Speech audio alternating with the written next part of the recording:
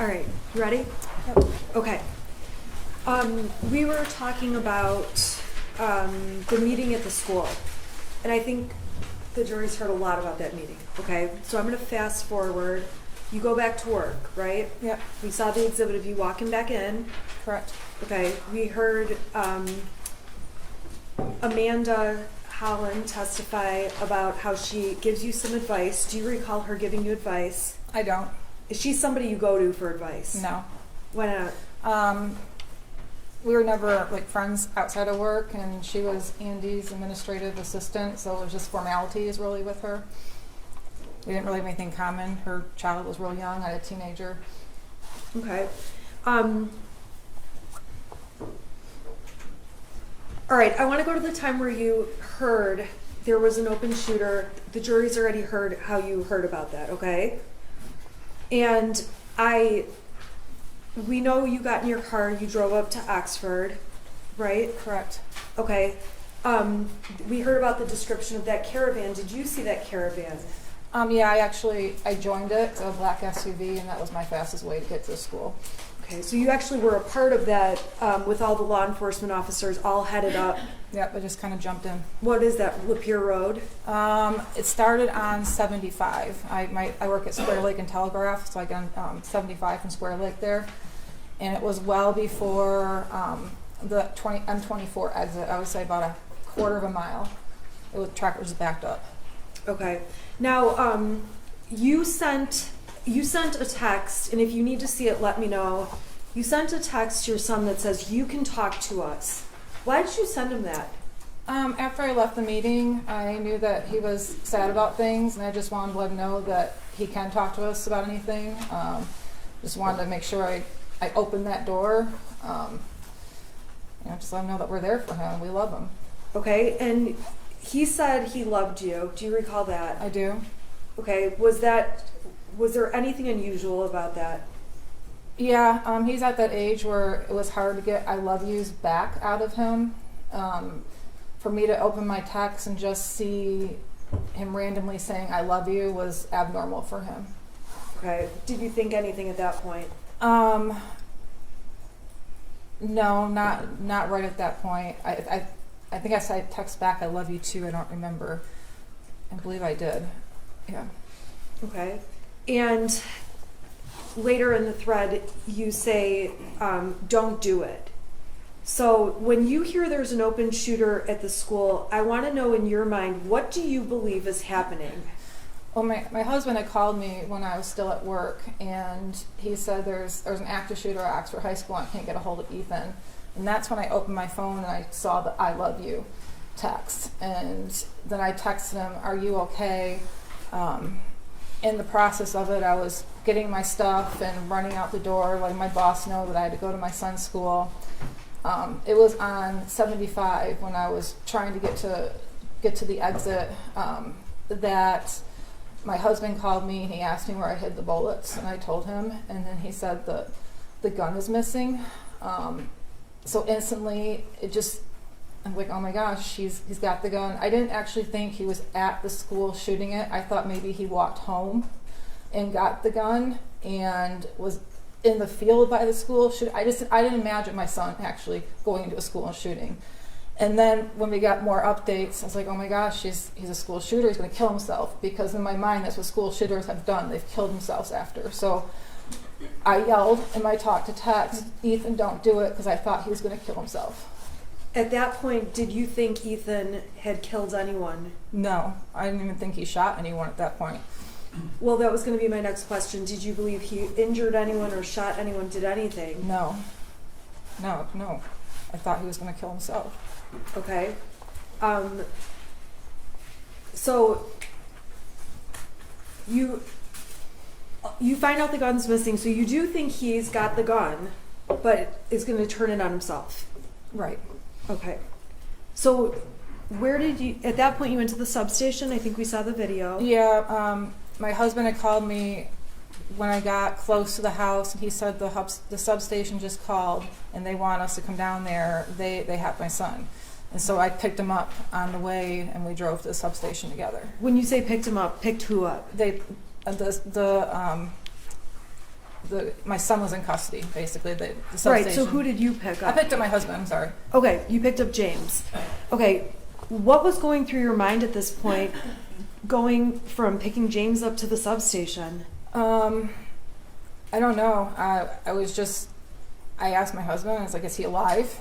And he said, oh no, we're going down there. I didn't really know what to think. I was kind of it was kind of hazy. It was kind of, everything was a little surreal. I still didn't believe that he actually shot anybody or was in the school. I just knew that there was gunfire. I didn't know the extent of it at all. So when you're at the substation, did you asked them about fatalities? We saw it on there. That wasn't at the subs. Oh yeah, I did. Okay, but you didn't get an answer, right? No. At that point, were you thinking that anyone was injured or that anyone was hurt? He did say there was injuries, and at that point, my mind went to, we can handle injuries. We can handle injuries. I went into kind of like go mode. Like, what do we have to do? My son's arrested. I did not think there would be any fatalities. You didn't think there would be any injuries? No, I didn't think there would be injuries. I didn't think there'd be anything, but I just went into that mode. Like, we can handle injuries, and we can figure this out and go from there. Okay. We saw the interview at the substation. Yes. I'm not going to go through all that with you, okay? After that, you go to your house. Is that correct? Correct. And the next thing, police are at your door. We were at the house for a minute, and we were putting some hot water on the oven, on the stove. My husband walked out back to the side of the house. I saw him walk towards the end of the driveway through my kitchen window. I was sitting in my kitchen on my phone talking to my dad, and I realized my husband was gone for a little bit longer. I didn't see him walk back, so I walked out the front door of my house. And what'd you see? There was a bunch of officers with guns drawn on me. Have you ever been in that position before? No, I have not. What did you think when that happened? I don't know. I remember just dropping my phone and putting my hands up and then being handcuffed. It all happened so fast. It was shocking. Okay, we saw you sit in the car with James with the handcuffs, right? Correct. So we don't need to go through all that. No. After that, we saw a video where you're sitting in the car and you talk to police for a long time. There's a lot of long pauses in it, right? Right. Okay. I'm not going to go through that whole video right now, okay? But if there's something you need, you can let me know. During the substation meeting, while you're with Joe Bryan, Judge, this is direct examination. I'm What, where, I'm then, what asking a happened? question. I'm just putting us in a space. I'm going to ask a non-leading question. Okay. Okay. So we all can see that you are using your phone while you are speaking to law enforcement. I want to know what you're doing on your phone. It's not leading. What were you And the doing on whole your jury can hear you constantly saying phone? object. What were you doing on your phone? I was looking. Well, first I was looking for the paper to show the officer that was sitting next to me.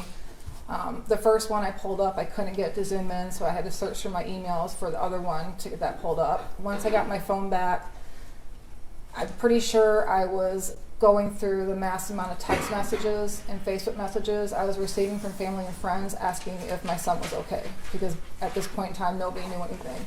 I was also messaging with my my boss, who happens to be an attorney, trying to get his advice on what to do. I was on my phone, I'm not going to deny it. I was probably looking at text messages and Facebook messages and just trying to get updates on anything. Is that the same or different when you're in the back of the patrol car? What do you mean? There's a point where you're in the patrol car by yourself. Right. Okay, you've got your phone. Tell us what you're doing on your phone at that point. I know I was messaging with my dad a lot because I had dropped the phone when I was talking to him and I got arrested, so I was filling him in what was going on. I was also messaging immediate family members and close friends that my son was okay, but he was the shooter. So that's mainly what I was doing. What was your state of mind like at that time? I don't know. I was It was pretty numb. I didn't really believe. I had a hard time. I don't know. I was numb. I didn't really believe like everything was happening the way it was. It was surreal. My mind was in all different places.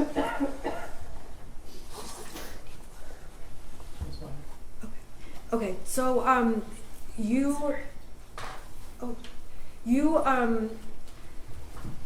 when did you find out there were fatalities? In the back of the car when I was by myself, and I asked the officer, and he told me there was 4 fatalities. That's on the video. Yes. I'm not going to ask you questions about that, okay? All I can hear is object, and it's very distracting. I would ask them to write notes or something because it's very distracting. Okay, I can't hear them, but just try and keep your voices down, please. I didn't say the word object. Okay. Okay. We're not saying object. Okay, well, she can hear you saying something apparently, so. Okay. So this is the time where you find out there's fatalities. I'm going to move on to a different topic. On your cell phone, do you have a habit of deleting messages? Usually it's threads. Okay, explain to the jury what you do, because go ahead and explain. Well, on Facebook, I do a lot of Facebook Marketplace, so I get a lot of messages. What's Facebook Marketplace? Where you buy and sell things. So the first main screen of my phone will get clogged up with Marketplace messages, so I'll just delete threads to my main people come up that I talk to on a regular basis. If that starts getting full, I delete those threads too. Same thing with text messages. I delete threads until the main people I talk to are up on the main screen, so I don't have to scroll down to find them. Okay, so is that a habit that you started that day, that month? When did you start doing this deleting text thing? Pretty much when I got a cell phone. I've always done that. Okay. Did you go out of your way, in this case, to delete like certain messages? Not intentionally, no. And so when there's a message they say you deleted that indicates the gun was locked, do you recall deleting that message? No, I completely forgot I sent that message. Or unsending it, I'm sorry. No, I don't remember. Okay, there's another message that is unsent talking about we did everything right, that kind of thing. Do you recall unsending that message? No. Okay. So when law enforcement got found that there was a lot of deleted content, does that surprise you in any way? No. And you don't dispute, you've seen a lot of text message threads that have been admitted. You agree those were a lot of the messages going on, is that right? Right. And a lot of those are what were deleted. Correct. Okay. So after you're interviewed, there was a point where the police tell you and James you guys need to leave the house. Is that right? Yes. Where did you guys go? We went up to the first time we ended up going to the Holiday Inn Express and sitting in the parking lot trying to figure out what was going on, waiting for them to call us. Was there a point you had to go back to the house? Yes, they called us to come back to the house. Did you know why you're going back? They told us that the search was over and they just wanted us to come back to the house. Okay, so when you got back to the house, what happened? We went into the house and then the detective asked for our cell phones. And were you reluctant about giving over your cell phone? Yes, I was. Okay, why is that? Sounds bad, but my life is in my cell phone, my contacts are in my cell phone, everything I need is in my cell phone. I don't memorize phone numbers, I have an emergency going on, and they're taking my only means of contact away from me. Okay, there was a suggestion to go get burner phones or track phones, prepaid phones. Correct. Did you do that? Yes, we did. Okay, so there was evidence, you went to Walmart in Lapeer, does that sound right? Yep. And we saw the receipts. There's been a lot of text messages about threats. Tell the jury about what you were receiving. We were receiving so many threats on let me back up. On our new track phones, in my Facebook Messenger, there was a ton of threats. I wasn't getting text threats on my new track phone, wasn't my number, but my Facebook Messenger was blowing up with threats. Once I got into my email account, that was blowing up with threats. People found my realtor.com profile that I hadn't had for years and were sending me messages through that. I had people sending me screenshots of text threats they found that I didn't know about. How were you feeling at this point? I was feeling pretty scared. Okay, scared of what? Well, scared that somebody might hurt us. Okay. At that point, did you ever go back home? This is the first time, right? I'm talking after you bought the track. Oh, phones. no, we went to the hotel in Lapeer. Okay. So you go to the hotel in Lapeer, and then how long did you stay there? Just one night, Okay, so that was the night of the 30th. the 30th. Okay. What did you do on the 1st? We woke up. I knew I had to make arrangements. I had a senior dog and 2 cats still at the house. I didn't know what to do with. My neighbor was sending me updates, letting me know that there was still media around my house, that my house had multiple random pizza deliveries that people were calling in. So I had to get dog food for our dog, and I met her at the actually in the church parking lot behind Red Naps that afternoon to give her the food. Okay, and I believe that we've heard about that and saw the GPS stuff. Did you go to any banks? Not on that day. Okay, did you go any time that week? Yes. All right, why were you going to banks? When all this unfolded and we found out that it was my son that was a shooter, I get a lot of advice from my dad. My dad's been involved in some civil suits before. He told me that there's probably going to be a lot of lawsuits, and they're going to try to take your assets. And I didn't really have any assets. The bank owned my house, the bank owned my cars, and all I had was the cash in my bank. And he said they could freeze your account. So I went and withdrew money from my account. My dad also deposited extra money in my account during that time to give to us, help us retain a lawyer, which I withdrew as well.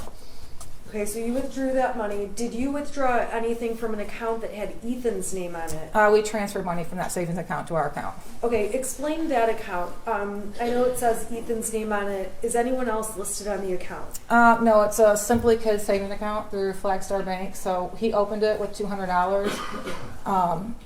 I don't think he really had any more than $100 left after things he wanted to buy, but I transfer money from my check into that account, so we kind of use it as a savings account too. Okay, so did you leave any money in that account? If we did, it was very little. Okay. So on December 1st, we heard testimony already that your son was charged. You watched online. Is that accurate? Correct. Okay. We heard on the 1st, did you guys stay at the hotel in Lapeer, or did you go somewhere else? No, we went to the extended stay in Auburn Hills. Okay. Why is that? Probably for the cheapest rates, and it was a decent hotel. Not any other reason why. Okay. So how long did you end up staying at the extended stay in Auburn Hills? We ended up staying there for 2 days. Okay.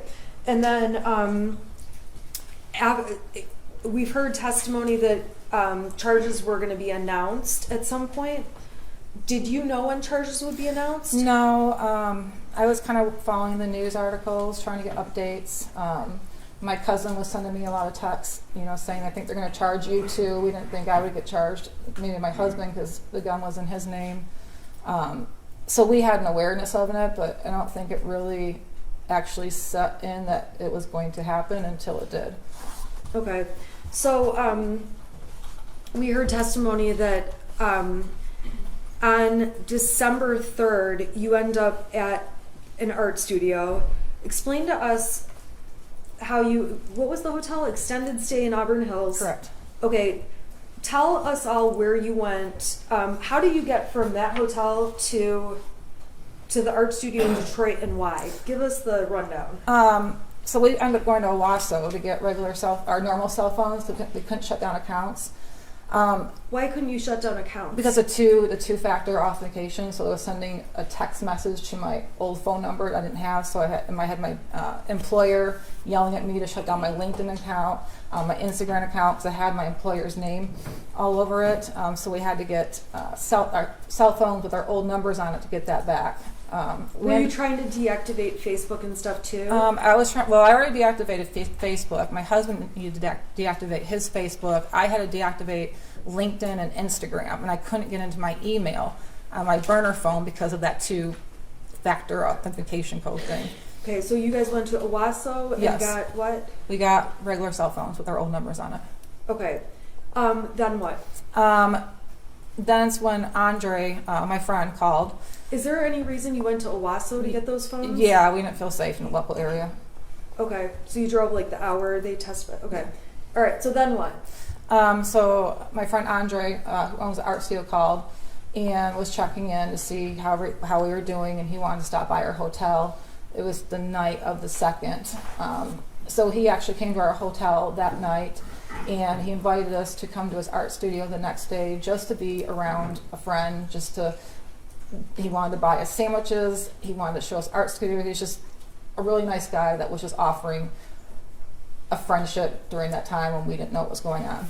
So that's how we ended up going to the art studio. Okay, how did you get to the art studio? I drove.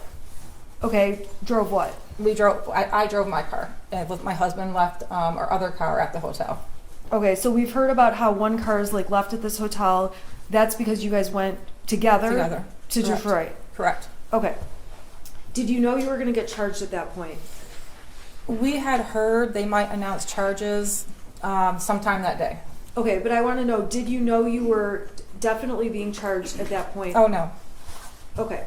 So tell us what happened when you got to the art studio. I think we saw him show you where to park. Is that what happened? Yeah.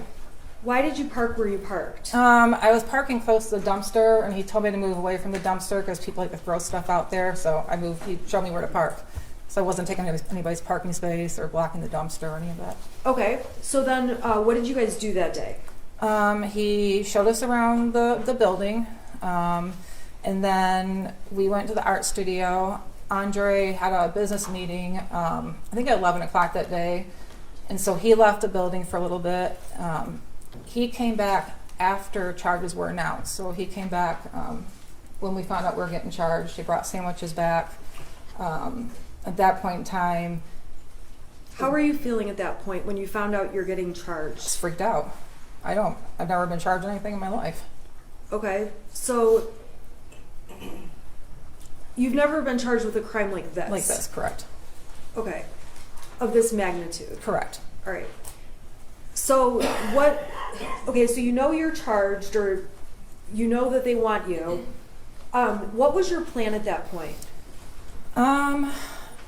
Well, I was in touch with my attorney, Me? you, and I was taking your advice that we're going to turn ourselves in When were you planning to turn yourself in? the next day, so it would be Saturday morning. Okay, why was that?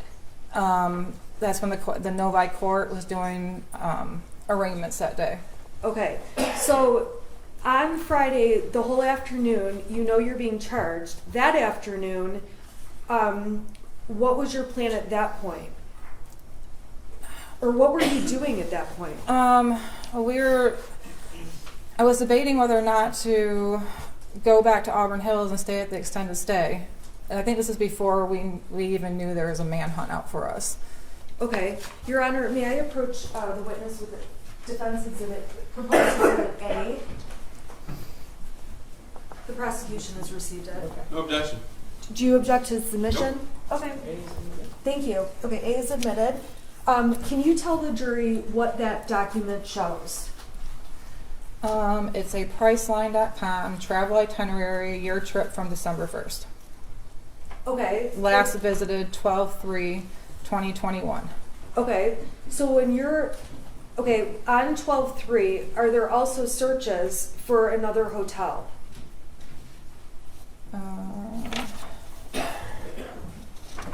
I think so.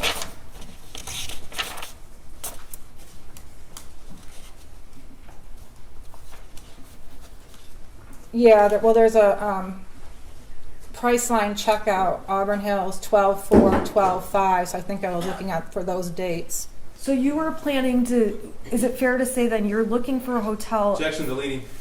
Sustain. All right, so that exhibit, what does it tell you about your plans for 4/4 to 4/5? To be in Auburn Hills, extended stay. Okay. What is Priceline? It's an app where you can get last minute hotel deals. Do you agree these are your searches? Yeah, I'm always on Priceline. Okay. Ultimately, on the night of the 3rd, were you aware on Friday afternoon if you could go into court that afternoon? What was your awareness? I was not aware that we could go into court that afternoon. I was just waiting on direction from you to what we're going to do the following day and turning ourselves in. All right. So the prosecution showed lots of pictures of the art studio. We agree. That's what it looks like, right? Right. Okay. Did you guys sleep on that mattress that night? Yeah, we did. It was actually in the hallway, a common hallway the business is shared, and we pulled it into the art studio and slept on it that night. Okay. The prosecution showed receipts and supplies that were bought, things like that. Who went to the store and did that? My friend went to the store. We gave him a list, and he picked up things for us. Okay. Why didn't you go to the police department? This is so distracting. I'm having a really hard time. I can move maybe and ask. Okay, try not to talk. Okay. So who bought those supplies? My friend did. Okay. Why didn't you and James just go on your own to the police department and turn yourselves in? Because we didn't feel it would be safe. Okay. Why is that? Just the fact that the entire community and Michigan knew that we were expected to turn ourselves in at the police department, so they would know where to go. Okay. And so that night, what did you and James sleep there? We did. What time did you go to bed? What happened? Just really quickly. I want to say it was after 11, maybe around 11 o'clock, when we finally went to bed. We both, I'm prescribed Xanax for anxiety, and we each took 4 because we knew we were going to be turning ourselves in the next day, and we hadn't slept in 4 days, and we just wanted to sleep. Okay, so you each took 4. We did. Okay, and so the next thing, the next piece of evidence we saw was them coming into that art studio. Do you recall that? I recall my husband screaming, and there's people with guns again in our face, officers. What were you doing prior to hearing your husband screaming? We were sleeping. Okay. Were you aware there was anything going on? No, it was not. Okay. We saw the video, so we don't need to go through all of that. And the prosecution admitted, I'm going to put it up on the screen, People's Exhibit 150, and I just want to verify with you. I'm sorry, can you turn it on actually?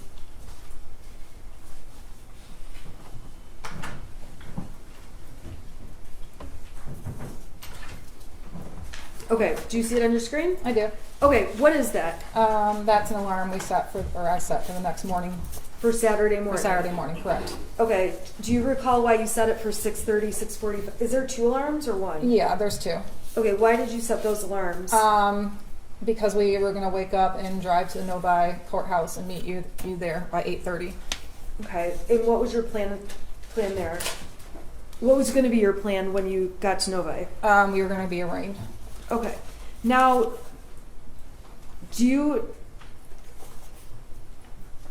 there was Everything's still evidence. up. Oh, whoops. There was evidence that your purse and belongings were found in totes there. Do you remember seeing all those pictures? I do. Okay, tell the jury why those were, your purse and personal effects were in those bins. I didn't know if we were going to jail. I didn't know if we were going to be bonded out. I didn't know what was going to happen. So I had told my friend where I left my purse and my backpack, where I did have pretty much all my money in it, to grab those the next day, or when he's at the studio. He's not usually there on the weekend. So I put them in the totes just for extra precaution. In some of the messages the prosecution admitted, you say that you failed as a parent. Are you a failure as a parent? I don't think I'm a failure as a parent, but at that time, I guess I felt bad that Ethan was sad at those things, and I guess I don't know, I just felt like I failed somewhere. I don't really know how to describe it. It's just that point in time, I just kind of felt like somewhere I failed. Do you believe there was anything, do you believe that you knew or had reason to know your son was a danger to anyone else? No. As a parent, you spend your whole life trying to protect your child from other dangers. You never would think you have to protect your child from harming somebody else. That's what blew my mind. That was the hardest thing I had to stomach, is that my child harmed and killed other people. Do you believe there were things you were thinking at the time, I should do this, but I'm not doing it? Do you look back and think that? No, I don't. I mean, of course I look back after this all happened, and I've asked myself if I would have done anything differently, and I wouldn't have. If you could change what happened, would you? Oh, absolutely. I wish he would have killed us instead.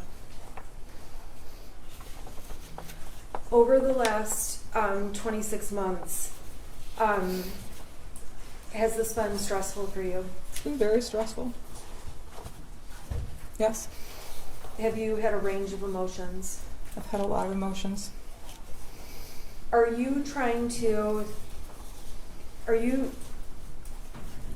Do you believe you are the victim here?